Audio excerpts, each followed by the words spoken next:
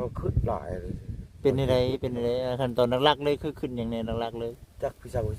พวกผมบ่ได้บอกเฮาบ่ฮู้เออเฮาบ่ฮู้จักเรื่องเฮ็ดบุญทานนี่ก็เรื่องผู้ใหญ่เพิ่นก็เฮาบ่ฮู้เรื่องคนเป็นผู้เฮ็ดเงินคำผู้ออกแต่ว่า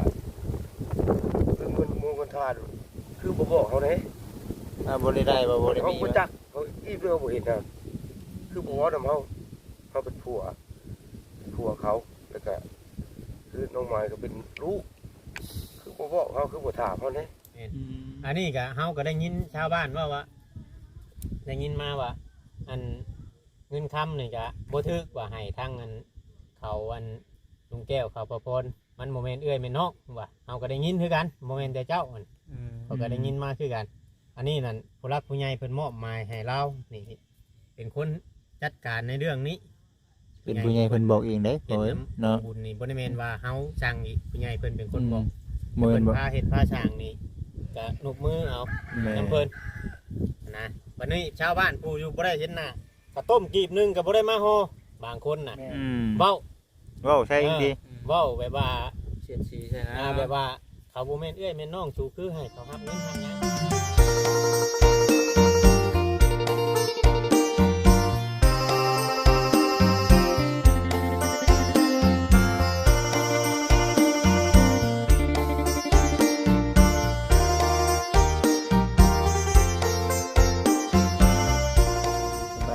กันปัจจุบันคนเพราะว่าที่เขาไปหาเจ้าอยู่เจ้านอนก็อยากให้เจ้าพักผ่อนเอาบ่ได้นอนคืนบ่ได้นอนเมื่อคืนนี้บ่ได้นอนไปใช้จังบ่ได้นอนอยู่นี่แหละอยู่ครับอยู่เฮ็ดทางนี้ครบแท้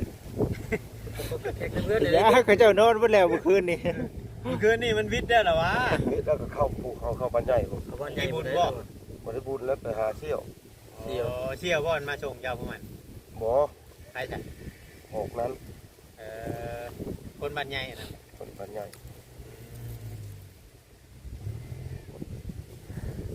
วันนี้สิไปใช้สิมื้อเฮือนว่าสิเพื่อนพุ่นหมู่นั้นบ่ได้มื้อนำบ่หมู่อินมื้อบ่แล้วก็มันเห็นพ่อนี่ก็นอนเอามานอนอยู่นี่คือนี่ก็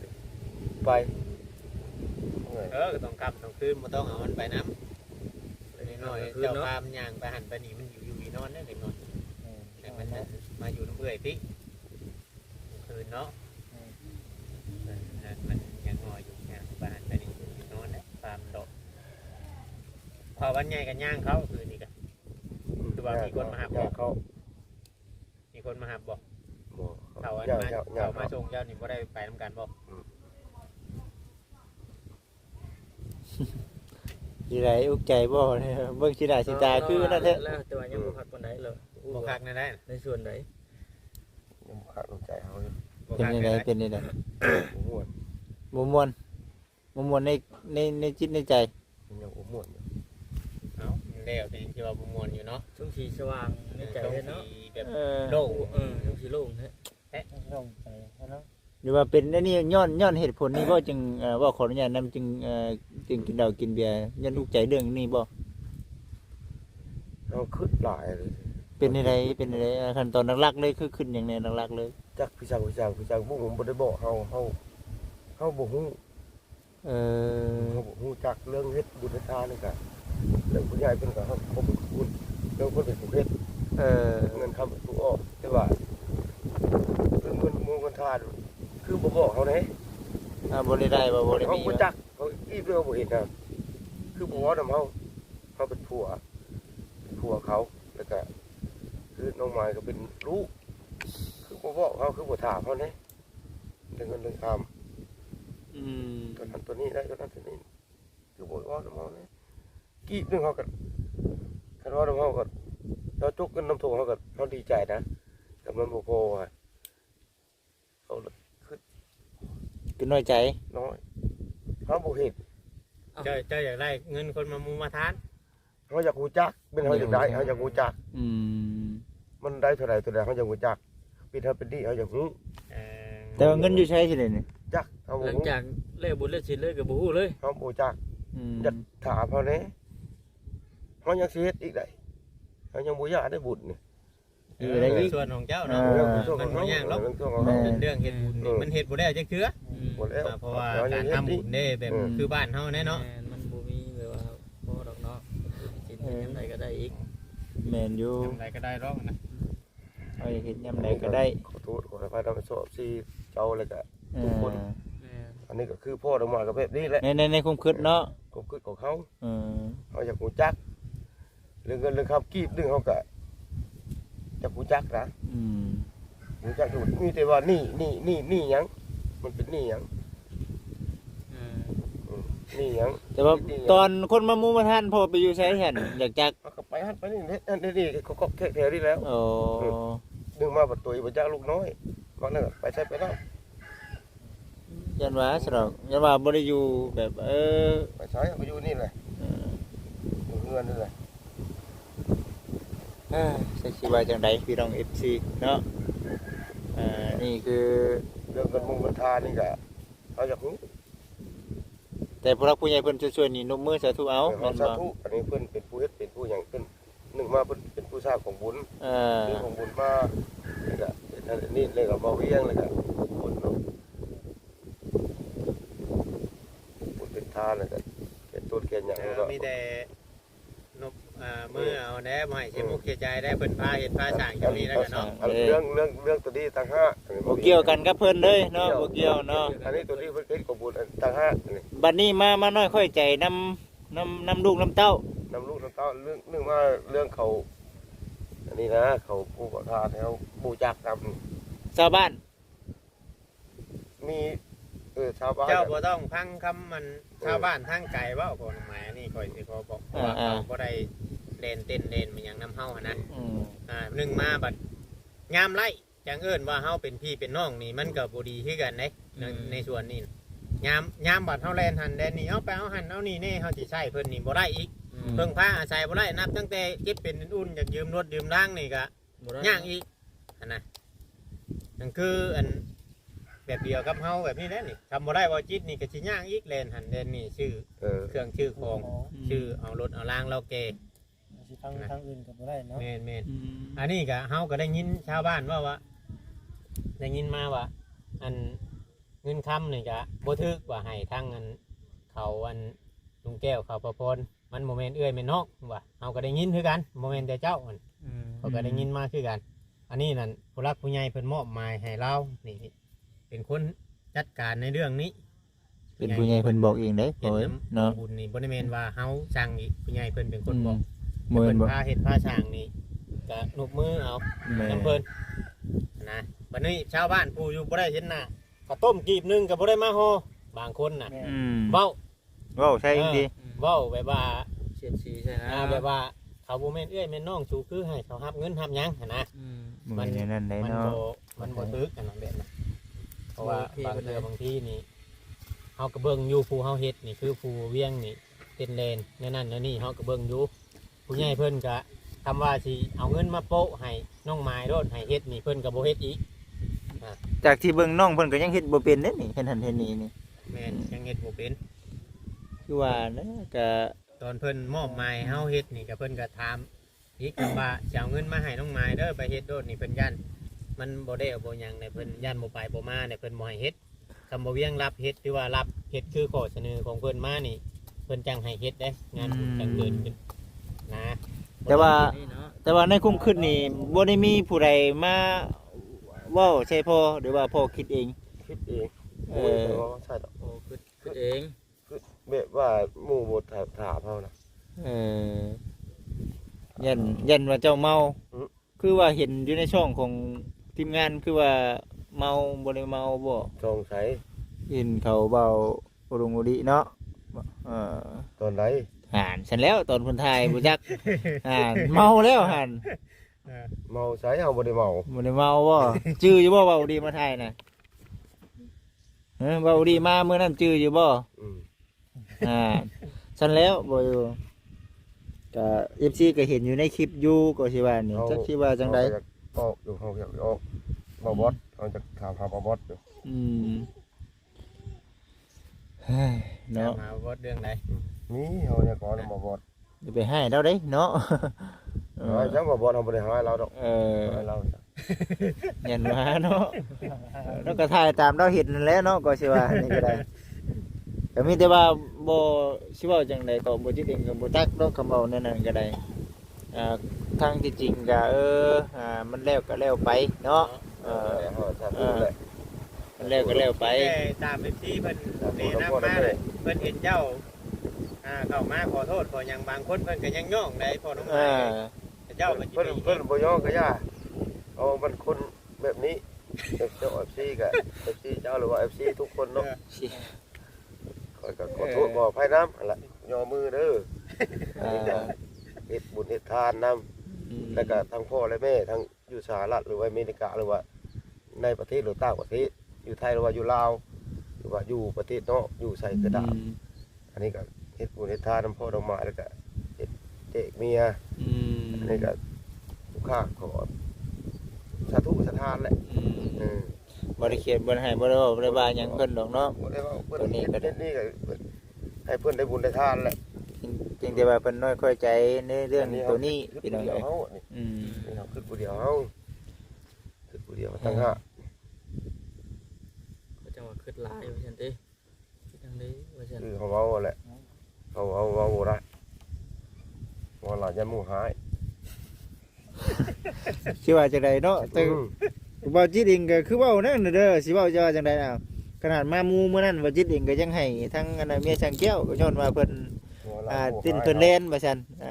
ก็เลยคิดไปแบบนั้นบ่ได้คิดว่าเพิ่นสิผิดกันแบบนี้เด้อสาธุแหละ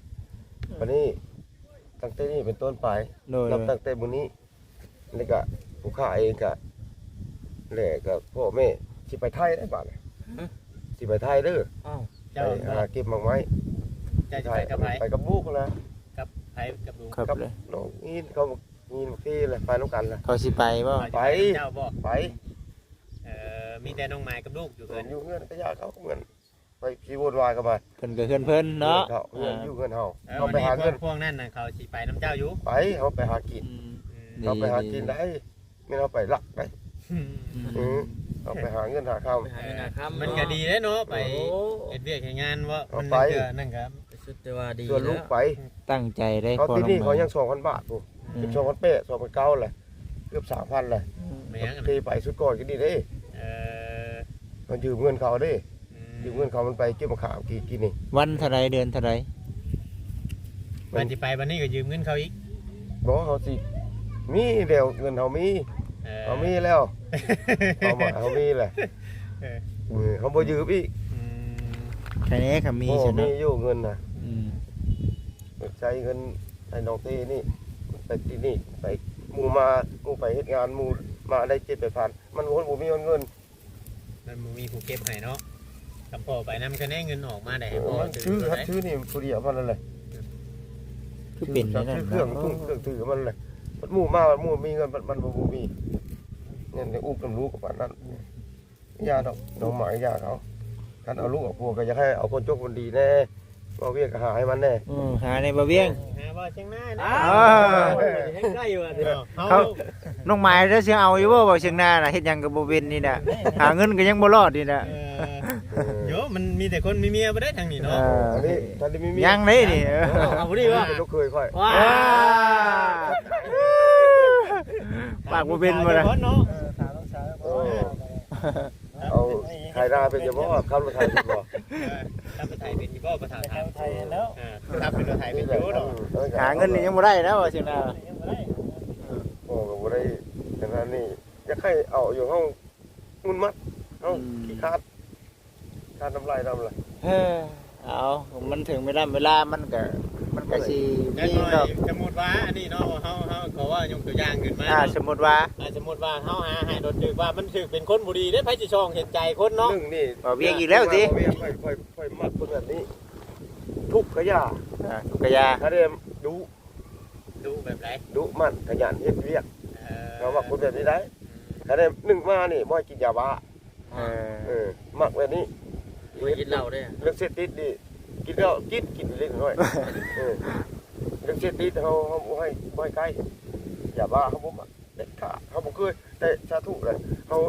ได้ผ่านมาเขาจะเท่าทำนี้แหละเขาบ่เคยกินจักเทื่อ บ่ได้เคยบ่ บ่ได้เคยจัก บ่ได้เค เทื่อย ลองกิน คัน เทื่อ เหล้า เลย แล้วกินเหล้า ดาวได้อยู่เนาะ กิน ยอมรับ บ่ตัวเนาะ ครับบ่ตัวเขากินเหล้าเมาแล้วเมาให้หมู่เห็น เอาเนาะ แสดงอาการให้เห็นเลยกันจะว่านี่มาก็เคยขายเขาบ่มัก เอาใครแน่ซะบ่เชียงรายยังมีความรู้มันอยู่ซะเนาะ เขาบ่มักนะคันคน เออเนาะเอา อย่าง เอา พ่อก็ให้หน้าพ่อก็มีอยู่ ยังมีอยู่หน้าก็เฮ็ดชวนกันเฮ็ดกิน เขาเรียกว่าเลี้ยงครอบครัวเลี้ยง เล่ม เลี้ยงเต้า เบิ่ง ให้มันกุ้งเนาะ เบิ่งกันไว้พิษไว้เลวกันไว้ให้ไว้ตีกันอย่างคือต้องพ่อน้องกันแล้วเฮามักแบบนั้นนิสัยของเขา เลย คือ ไปเด้ให้ แม่น เนาะพอเชียงหน้าก็ยันน้องไม้บ่มัก เอามักแบบนั้นได้เอามาแบบนี้เอาดีนั่นนี่เอาก็อยู่แต่เฮาเอาก็อยู่เงินเฮาเงินของพ่อก็มีเงินก็เงินบ่ได้ใหญ่ดอกเงินน้อยนี่ สู้ๆและฉันมีแต่ตั้งใจกันแหละ โมที่ไปเฮ็ดงาน เออ ไปทำงานที่ไทยไปต้องไปพอต้องไปครอบครัวได้ว่าอะไร มื้อใดเดือนใด เดือนนี้แล้ว เดือนนี้บ่ แล้วเฮ็ดบุญเจริญเลยแล้วก็อันนี้ก็เพิ่นก็อันนี้ก็สาธุสถานมาเวียงเราเป็นผู้เฮ็ดผู้ยังเป็นสะพานผู้ไทยแล้วก็ทั้งพ่อและแม่อยู่ทางสหรัฐอเมริกาเพิ่นเป็นผู้โอนเงินโอนค้ามาแล้วก็เอาไว้เป็นผู้เฮ็ดเป็นผู้ตั้งของงอกของบุญแล้วตัวนี้มันจบมันงามเว้าเวียงเป็นผู้เฮ็ดเฮาก็จัก โอ้ เฮาก็เบิ่งอยู่ บ่ได้ได้คันบ่เวียงบ่พาเต้นพาเด่น เวียงบ่เฮ็ดแล้วก็ ในส่วนนี้ก็กันบุญก็บ่เกิดอีก อะไรกันเลยคือจักจากได้คือพ่อก็เนี่ยพ่อยากว่ายากมากพ่อกันเลย มีแต่คุมเฮ็ดบ่บัดนี้ จากแนวนี้จัดยากลูกตัวเองเนี่ย เออ มีแต่ อัน ให้ นี้แหละเจ้าจะไปหาเงินบัตรน้องหินนี่ก็จะเอาไปน้ำบัตรเฮ็ดเวียกได้ใช่ เห็ดเบี้ยมันก็เห็ดบิด น้องหินน้อยๆนะ เออกิบมังคุดมันหูจักหมดสีดำสีแดงหูหมด เขาให้เก็บก็เด็กน้อยกัน เก็บน้ำพ่อแล้วเก็บไปกิโล มีแต่ว่า ก็ให้เงินเป็น ไปกัน กิโลบ่ เขาเก็บไปกิโลเก็บเป็ด แต่ว่าไปพุ่นนึงมันเป็นจังได๋ยันบ่ได้กินเหล้ากินนั่นว่ามีบ่อนกินบ่ให้กินได้เด้อเนาะ อึดชักเหล่า เออ อยาก แม่นยังดอกยันเมาได้เป๊ะๆมาบัด ดื่มลูกดื่มหยัง ลื ได้ ม เนาะ หยังลืม หมด น้อย ที่ ยันไปทิ่มน้องหินนะนะ ที่ คือว่าซ้ำเขาน้องเทน้องหยังน้องน้ำ ใครแน่น่ะ แล้ว เออ ที่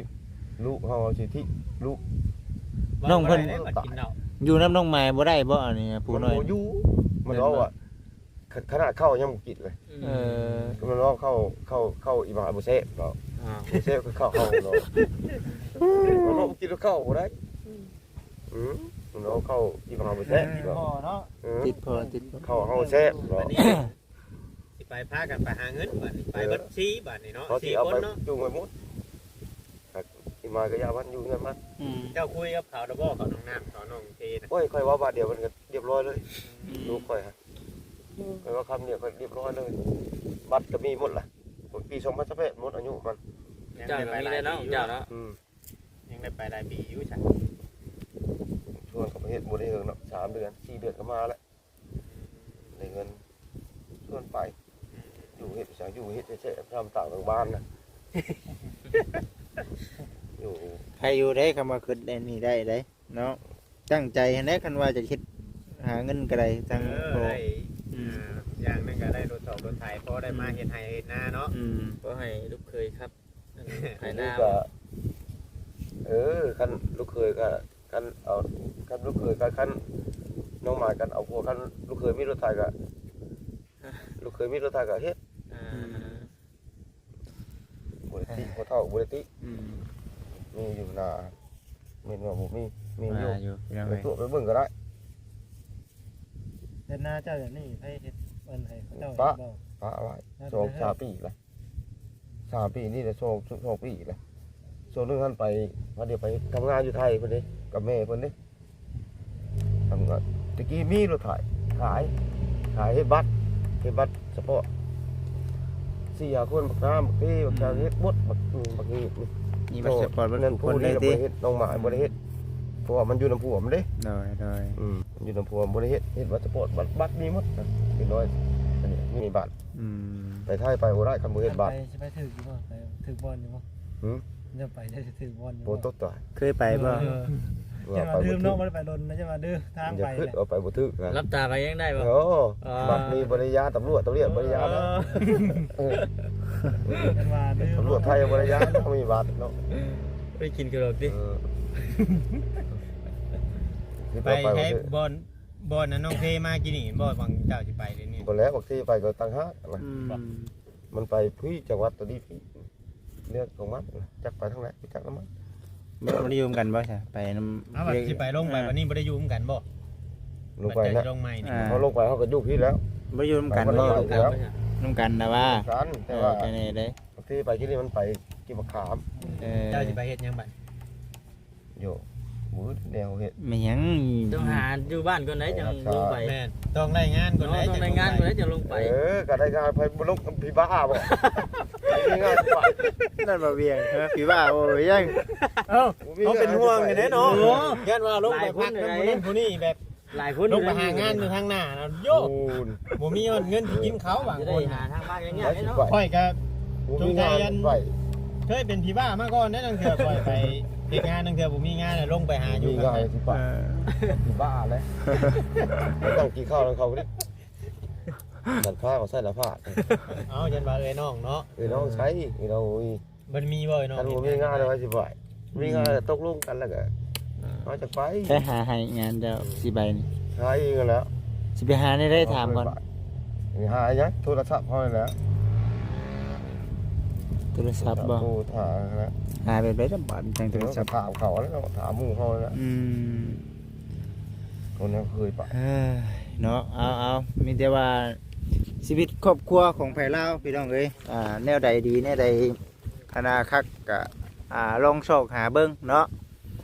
สิให้คนภายในครอบครัวแนะนำในนั้นในนี่มาบัดมันก็เป็นไปบ่ได้มีแต่ว่าแนวใดกล้าว่าเจ้าของเฮ็ดได้เนาะแนวใดว่า ทำเขาเฮ็ดได้นะ แนวใดกล้าว่ามันเป็นไปได้จังไปเนาะ โยม อืม ทำเขาเฮ็ดได้ คันว่ามันเป็นไปบ่ได้นะ ทำให้บ่ได้หรอกโยมนั่นน่ะอู้ลูก ไปซุ่ม4ซุ่ม5น่ะบ่อยากให้ไปปานใดเนาะ เป็นห่วงเนาะ แม่น เป็นห่วงทั้งเจ้าทั้งลูกนะ โอ้ย มันเล็กน้อยอีก มัน ไม่ต้องอิน มันไปได้แต่ว่าพอเฮาไปแล้วน่ะคือบ้านเพิ่นเมืองท่านน่ะเฮามันบ่คือบ้านเฮาเองเนาะมันเป็นอย่างนั้นได้อืมเฮาต้องไปให้มันมีจุดรถจังไปเนาะจุดแล้ว บ่ได้ก็ไปตายเอาลาบหน้านี่ก็บ่อยากให้แนะนำปานใดเนาะมีแต่สิ่งนั้นแหละพี่น้องเอ้ยบัดนี้ก็ถือว่าในเรื่องอันนี้ได้เนาะน้องๆเพิ่นนี่ก็เรื่องที่ว่าอุกอั้งใจนี่ก็เฮ็ดจังได๋ซะมันผ่านไปแล้วมันแล้วก็แล้วไปเนาะเรื่องบุญเรื่องศีลนี่ก็เฮามีเฮาก็เฮ็ดให้เราเฮ็ดตามกำลังเฮานี่แหละวันพระวันเจ้าเนาะวันศีลวันทานเฮ็ดไป ก็ได้มันลงเงิน อ่า ตักบาทดอกเนาะ แม่น เมื่อเช้าได้ลงน้ำเขาอยู่ว่าเช้านี่เจ้านี่ อ่า ยังอีกมื้ออีกเด้อนี่ มื้อสุดท้ายลงให้ได้ล่ะ มื้อนี่ให้ได้ลงเด้อมื้ออื่นเด้อให้ลงเงินตักบาทได้ยัง2มื้อแล้วว่ะผู้หญิงผู้ชายน่ะ3มื้อทาง ไปอยากลูกอยากมักอะไรล่ะ น้ำลงน้ ก็บ่มันยากก็ดีบ่เป็นได้ลูกเต้าคือว่า ไม่ได้หมู่บ่ถึกเราเขาถึกล่ะ ถึกได้บ่ ถึกแล้วเฮาแบบนี้แล้วเฮาชีวิตของเฮาล่ะเป็นแบบนี้บางครั้งก็ให้ฮดผู้เดียว ำนั่งอยู่ก็ให้ นั่งอยู่ก็ให้แล้วเถื่อมันขึ้นบ่ขึ้นนั่นขึ้นนี่แหละจะได้บ่ได้ว่านั่งอยู่อยากให้เราให้มันจะได้เขาสิว่าพี่บ้า อันนี้เขาก็คืดแบบเขาคืดน้ำต่ำใจเขานะคืดผู้เดียวเขาคันว่าคืนลูกอะคืออีมากอะมันก็ยากลูกมันหัวมันก็บ่มี คิดบ่เข้าก็ได้เอาเรามาให้มันนั่นกินเหล้ากินระบายอารมณ์เขา พอกินเข้าไปแล้วมันเป็นจังไดความรู้สึก กินเข้าไปนอนนึงแล้วมันสบายใจเขาหน่อยเดียว มันบ่ขึ้นหยังหลายแม่นบ่ มันบ่คืดหลายเวลาอยากนอนก็นอน เอาโน่นเอากับพวกทำบนได้หลักไผ่นะ อันนี้ ไปถามมึงแถวบ้านเลยถามว่าเคยเฮ็ดอันนี้ผิดพลาด อันนี้คือเหตุผลที่ว่า หากบ่ได้ มัน ใจ แก้ไขใจเฮา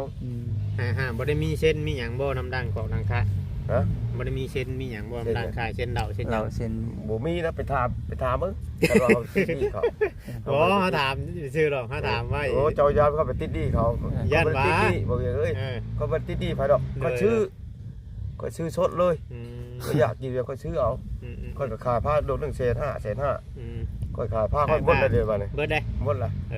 อ ยังพออั อันนี้สิขอถามนี่ก็ผ้าเจ้าเป็นหยังคือหมักเกี่ยวบอง อยู่ ลายรวงแต่ละรวงนี่คือว่ามันเป็นอะไรยันว่าสร้างผ้ายันว่าคงจักช่องรวงในห้องคอย มันเกี่ยวว่าง อมหักบัดของน้องจ้อยนี่ก็งอมหักคือกันนี่ งอมฮัก มันคือ มัน หมัก อันเรื่องนี้แหละมันขึ้นกับผู้พันเด้อ พันอะไร พันเจ้าไปโจะหนึ่งมาเจ้าไปโจะงอมัน ไปโจะมันก็ง่วงแล้วเนาะโจะแล้วก็งัดเรื่องพันพาเนี่ยเจ้าพันต้องครึ่งเออ ยันว่าเฮ็ดแบบชุบมันยังบ่ทั่วบ่ยัง โอ้ มันบ่ จะ นะ ไปว่าแบบนั้นจะไปตีชาก บ่ โมเมนต์ หนึ่งมาเจ้าพันพาเจ้าครึ่งกลับแล้วแบบเอากลับแล้วเขาครึ่ง เออ มันกันมันเอาครึ่งเลยมันผลิตเด็กผู้หญิงกับพันนะ มงข่อยน่ะบ่ได้พันหยังพันทานนะซื้อพันทานจุไผซื้อ ง่วงอ้อ เออ งอมัน ยันว่าเฮาซุปแหละมันเวลามันนั่นเนาะ มันคือว่ามันทานมันอ่อนบ่หมกแข็งคือไม่บ่เนาะ เออ ว่าเนาะ นี่นะเสียเปรียบแล้วก่อนบัดนี้เนาะ เออ บ่ เช็ด บ่ได้เสียเปรียบหรอก อืม เบาพื้นมันน่ะซื้อยันว่าอันแบบว่า สร้างผ้าจักเนาะ สร้างผ้าจักนะ ค่อยโอ้มันกับงูมันแล้วผู้เห็ดพามันกับงูหมดเลย อืม หนึ่งมาพันนะฮะครึ่งกำดามันครึ่งผู้หญิงกับว่าคือผู้หญิงกับว่าเขาเห็ดพันผลิตนั่นแหละเขาต้องนั้น โอเคจ้ะบ่เวียงเด้อคือสินั่นนี่แหละพี่น้องเอ้ยเนาะคุยกันไปนำกันนี่แหละผมกินเฮ้ยเนาะพอดีว่ามันมีเรื่องมีราวบ่เข้าใจกันนำในพี่น้องเอ้ยจะบ่จิตเองจักทีว่าจังไดคันเว้าไปหลายมันก็สิเป็นเรื่องเป็นราวบ่ขอเนาะแบบว่าเอาผู้นั้นเอาผู้นี้มาชี้แจงซะพี่น้องเอ้ยเนาะเพราะว่าทาง FC ก็คือสิผู้จักเราดีเนาะเราเหตุผลนะเนาะจากที่บ่จิตเบิ่งนี่คือบ่มีไผหรอกที่ว่าสิอยากมาหมู่มาทานให้เฮาเป็นคนกำเงินกำคำย้อนว่าคือเฮาตัวเจ้าของเฮือนเองนี่เมาไอ้เด้เป๊ะๆเนาะเป็นคนเมาซะบ่ได้ก็ได้เพิ่นก็บ่มีไผซะพี่น้องเอ้ยอันนี้คือสาเหตุที่บ่มีผู้ใดปรึกษาเพิ่นจังซั่นจังซี่ย้อนว่ามันได้ภายในมื้อนั้นน่ะคือเพิ่นเมา FC หลายๆท่านก็จักอยู่เนาะคอมเมนต์อยู่ก็ได้แต่ว่าเพิ่นก็บ่ลงเพิ่นเนาะอันนี้ก็บ่จิตเองบ่ได้โทษได้ตามที่เห็นเนาะตามที่เห็นแล้วก็ตามที่ FC เห็นนั่นแหละเพิ่นก็ให้คนที่ว่าสิให้พรเฮาได้แน่แล้วก็พออันน่ะคนธรรมดาที่ว่าเฮาบ่ได้กินเหล้ากินเบียร์หั้นนะตอนนั้นมื้อนั้นน่ะเพิ่นเมาเนาะมื้อนั้นก็ได้ว่าเอ้าบ่ได้ให้เพิ่นซะปกติทั้งที่จริงก็แม่นผมเล่าอยู่หั่นแหละว่าผู้เป็นผัวเนาะต้องฮู้ต้องเห็นนำแต่ว่าคือเฮาผู้เป็นผัวนี่เฮาเฮ็ดดีๆเนาะเฮาเต้นเฮาเล่นดีๆเฮาอยู่น้ำงงน้ำงานดีๆเนาะมันก็ชาวบ้านชาวเมืองเห็นเพิ่นก็เชื่อจิตเชื่อใจอันนั้นก็เพิ่นก็เว้าปรึกษาน้ำเฮาปรึกษาน้ำเฮามีหยังก็ได้แต่ว่าเหตุผลนี่บ่จิตว่าชาวบ้านเพิ่นก็คิดว่าอันนี้แหละเนาะเรื่องเมานี่แหละเพิ่นจึงบ่หมู่มาทานนำก็ได้เงินคำกำแก้วก็เอาครอบครัวเพิ่นก็คือสิจักกันดีอยู่เนาะตัวนี้ก็ได้เอาที่จังหวะกันอีกเทื่อเนาะเอาสำหรับคลิปนี้ขอขอบคุณทางผู้รักผู้ใหญ่เพิ่นหลายๆเด้อที่เข้ามาพูดมาชมสำหรับคลิปนี้คุณก็เข้ามาสบายดีพี่น้องเอ้ยโดยพี่น้อง